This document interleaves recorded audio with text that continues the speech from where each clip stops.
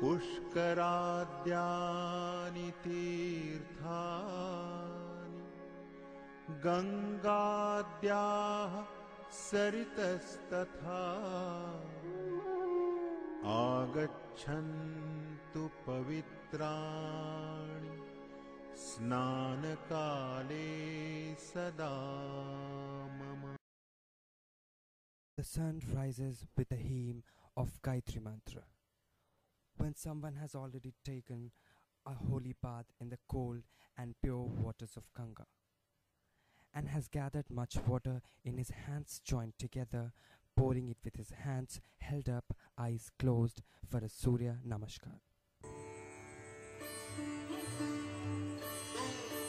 Varanasi or Kashi is older than tradition. It presents a unique combination of physical, metaphysical and supernatural elements. According to the Hindu mythology, Varanasi liberates soul from human body to the ultimate. Ghats of Ganga are perhaps the holiest spots of Varanasi, full of pilgrims who flock to the place to take a dip in the holy Ganga, which is believed to absolve one from all the sins.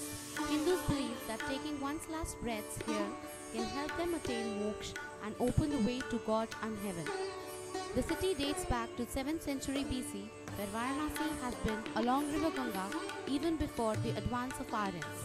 The city remained the capital of Kingdom of Kashi till the end of 12th century. It is believed that people are cleansed physically, mentally and spiritually at the Ganga Ghats. It is here where we see life and death together. For thousands of years, people have been thronging these ghats to offer their morning prayers to the rising sun. There are more than 100 ghats alongside Ganga in Varanasi. Among them, the Ashwamedh Ghat is one of the most important ghats. According to the legends, 10 horses were sacrificed by Lord Brahma to allow Lord Shiva to return from a period of banishment. Manikarnika Ghat is one of the main cremation ghat of Varanasi. They say here the fire of fire never burns out.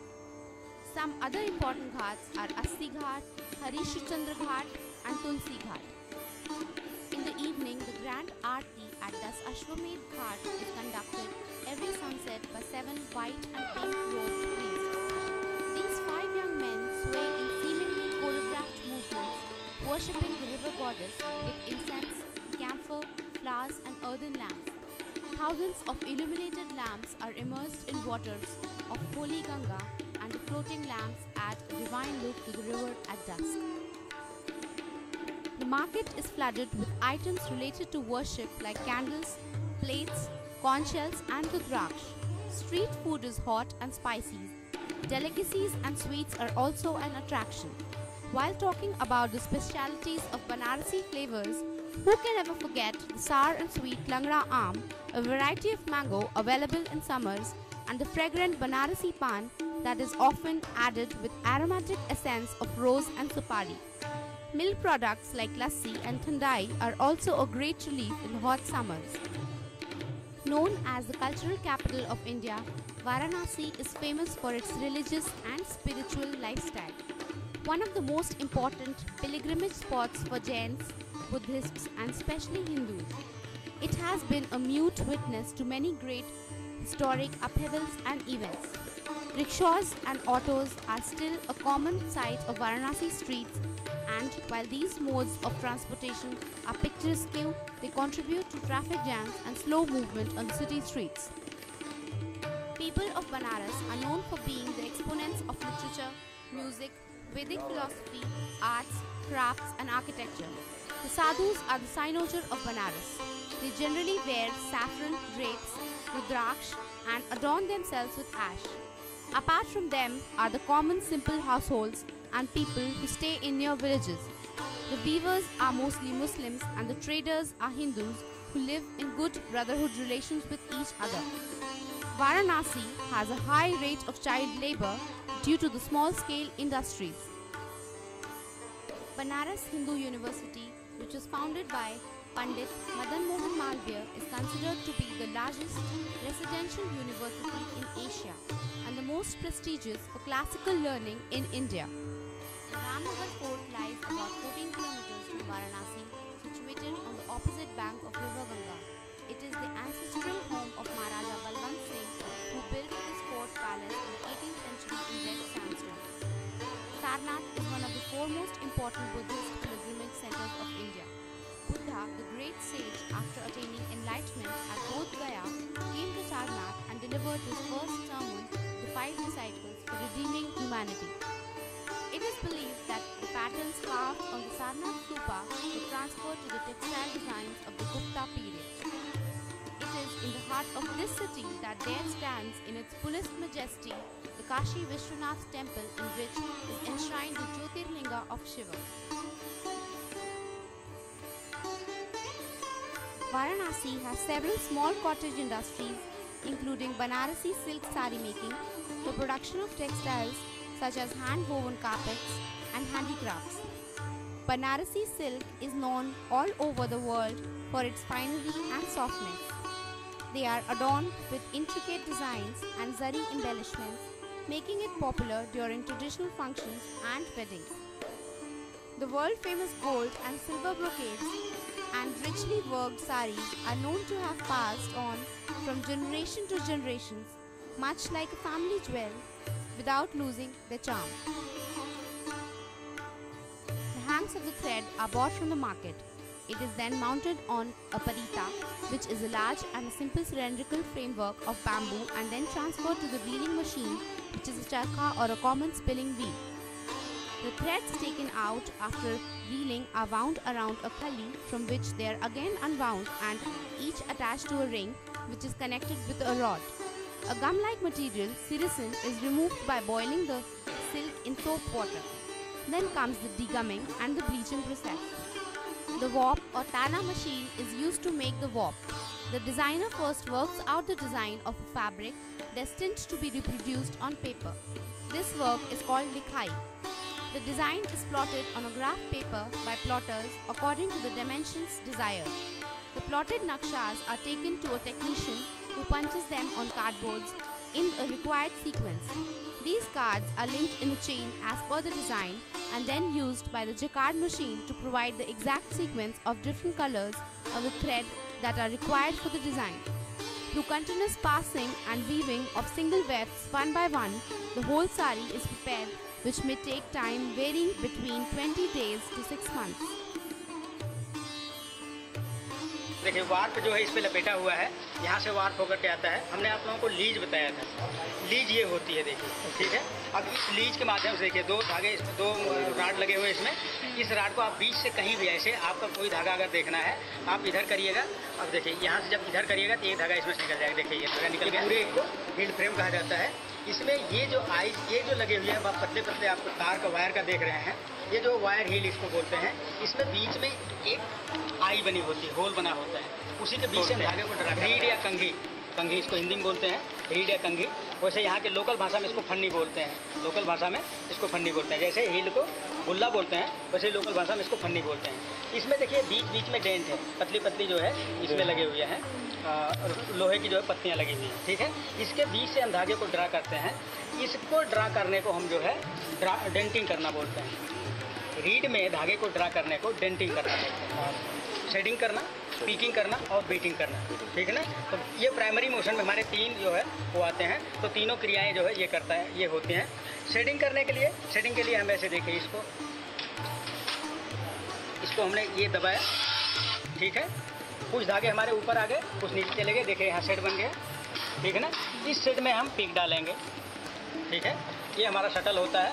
Shuttle में देखिए ये धागा लगा हुआ है, ये बाहर से धागा हैश निकलता रहता है, ठीक है ना। इसकी आई से धागा बाहर है, ये धागा निकलता रहेगा। इसको हम इस प्रकार से डाल दिए। देखिए ये इसमें धागा पड़ गया, ठीक है। ये धागा आप लोगों सबको दिखाई दे रहा है, ठीक है ना। ये धागा पड़ गया। अब इसके बाद जो हमने ये शेडिंग हमारा हो गया, पीकिंग हो गया। दो क्रियाएं हमारी पूरी हो गई। हम पीकिंग जो हमने डाला ये होगा, हमने इसको छोड़ा और इसको ला करके यहाँ बैठा दिया, ठीक है ना।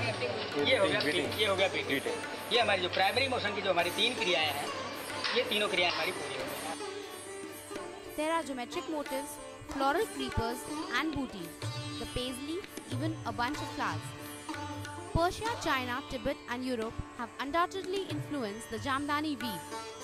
Shikargha is a design which shows a jungle scene and motifs are different animals and birds like elephants, horses and parrots. Generally, the motifs are of three types. Jangla is a floral motif with big flowers and leaves. Karpuri is geometric and Ara is a diagonal design. ये पल्लू बार बार repeat करेगा, ये border इसके नीचे आ जाएगा, फिर इसकी binding हो जाएगी, इसके ऊपर एक बॉर्डर लग जाएगा और ये ऑल ओवर बॉडी में. The word Jamdani is of Persian origin. Jan means flower and Dani means vase or container. The Mughals lifted the textile to its heights when these woven dreams were presented in all their diaphanous beauty to the emperors year after year. The luminous gold in the sheer tissues is subtle and captivating. The Jamdani weaver produces a range of intricate designs. Traditional motifs of Jamdani include chameli, jasmine, panna hazar, 1000 emeralds, genda booty, marigold flower, pan booty, leaf, tricha, diagonal stripes. The most attractive design feature of the Jamdani sari is konya, or a corner motif having a floral mango butta. Jamdani is a technical variety of brocade with floral, bird and animal motifs woven on the loom. It may be considered to be one of the finest products to come out of a Banarasi loom. Jamdani is woven by transfixing the pattern thread between a varying number of warp threads in proportion to the size of the design, then throwing the shuttle to pass the regular weft. By repeating this process, where the size and placing of the cut thread is in accordance with the character of the pattern. Cut work is a weaving technique where two thin layers of fabric are woven together one above the other and they meet wherever the pattern is intended to show up. Removing of the floated threads which are not in design during the weaving process provides a good transparent look. Cut work is cheaper version of Jamdani.